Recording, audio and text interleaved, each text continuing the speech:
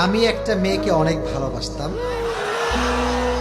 মেয়েটাও আমাকে অনেক ভালোবাসতো, কিন্তু মেয়েটা আমার কাছে না বলে পরিবারের ইচ্ছাতে বিয়ে করে ফেলেছে। আমি মেয়েটাকে আমার জীবনের থেকেও বেশি ভালোবাসতাম। এখন আমি মানসিক দিক থেকে অনেক কষ্টে আছি এবং আমি অনেক কষ্ট পাচ্ছি। এখন আমি অনেক ভেবে চিন্তায় পড়ে গিয়েছি এবং কোনো কিছু ঠিক করে চিন্তা করতে পারছি না। এখন আমার কি করা উচিত? আচ্ছা, এটা যুবক অনেক কষ্ট নিয়ে প্রশ্ন করেছে। আসলে মেয়েদের ভিতরে বেশিরভাগ মেয়েরা আজকাল বেঈমান দ্বারা ভরে গিয়েছে। সবাই না, নট এভরিওয়ান, সাম পিপল। কারণ তোমরা যদি সবাইকে এভরিওয়ান করে দাও, মেয়েরা আমাকে গালি দিয়ে একদম ব্যাকা করে ফেলে দেবে। সব মেয়ে একরকম নয়। এখন যুবক যেহেতু প্রশ্ন করেছে, উত্তর দেওয়ার দরকারটা যুবক ভাইয়ের আছে না নাই? আমরা কিন্তু পরিপূর্ণ তাফসিরের চ্যাপ্টার নিয়ে কথা বলেছি, এখন জাস্ট প্রশ্ন উত্তরে আছে। অতএব কেউ বাজে মন্তব্য করবার ট্রাই করবেন না। আমার কথা যুবকের জন্য এক নাম্বার, যে চলে গিয়েছে সে তোমার জন্য ছিল না। যে তোমার জন্য আছে তাকে কেউ কেড়ে নেওয়ার সুযোগই কখনো খুঁজে পাবে না। গেছে তো কি হয়েছে, ও তোমার যোগ্যই তো ছিল না। মনে রাখবা, বেঈমান কখনো কারো ভালোবাসা পাওয়ার যোগ্যতা রাখে না। বেঈমান শুধু ঘৃণা পাওয়ার যোগ্যতা রাখে। সে বেঈমানি করেছে তোমার সাথে। একে তো হারাম রিলেশন করে তুমিও রবের নাফরমানি করেছো, তোমার গার্লফ্রেন্ডও রবের নাফরমানি করেছে।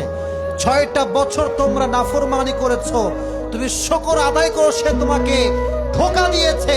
কারণ তার ধোঁকার দ্বারা তুমি বুঝতে পেরেছো দুনিয়ার সব মানুষ স্বার্থে দ্বারা ভরপুর হয়ে গিয়েছে, সব স্বার্থপর হয়ে গিয়েছে আজকাল। এক নাম্বার, সেই মেয়েটা তোমার জন্য কখনো ছিল, আর যে তোমার জন্য আছে তাকে কখনো আটকায় রাখতে পারবে? এক নাম্বার। 2 নাম্বার সাজেশন আমার কলেজের টুকরা যুবক, তোমাকে আমি পরামর্শ দিব একটা, এটা হচ্ছে খুব ইফেক্টিভ।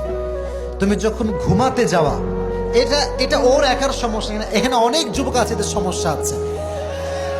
অনেক যুবকই ছ্যাঁকা খেয়ে ব্যাকা হয়ে গিয়েছে। তুমি যখন ঘুমাতে যাবা, এদিকে তাকান, কোরআনটা পড়তে পড়তে ঘুমাবেন। যখন বেশি কষ্ট লাগবে, কোরআনটা বুকের সঙ্গে জড়িয়ে ধরবেন। যখন কোরআনটা আপনার বুকে আছে, খোদার কসম, ওয়াল্লাহি বিল্লাহি তাল্লাহি, রবের কোরআনকে যে জড়িয়ে ধরেছে তার কলিজাটা ঠান্ডা হয়ে গিয়েছে। সুবহানাল্লাহ পড়েন। কলিজা ঠান্ডা যদি করতে চাও, কোরআনটা বুকে জড়িয়ে রাখবা। আর 3 নাম্বার, একটা কথা তোমাকে বলতে চাই, একটা কিছু তো কি হয়েছে, বাংলাদেশে মেয়ের কোনো অভাব নাই। তুমি যদি এই চিন্তার থেকে বের হয়ে আসতে চাও, একটা কথা মাথায় রাখবা, তুমি যাকে যত বেশি মায়া করবা, সে তোমাকে তত বেশি কষ্ট দিয়ে ভেঙে চুরে চূর্ণ বিচূর্ণ করে দেবে।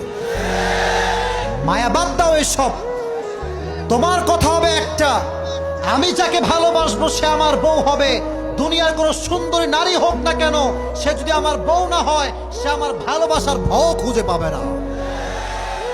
অতএব যদি শান্তি পেতে চাও, খুবই দ্রুত ভালো দিনদার নেককার মেয়েকে বিয়ে করে নিবা।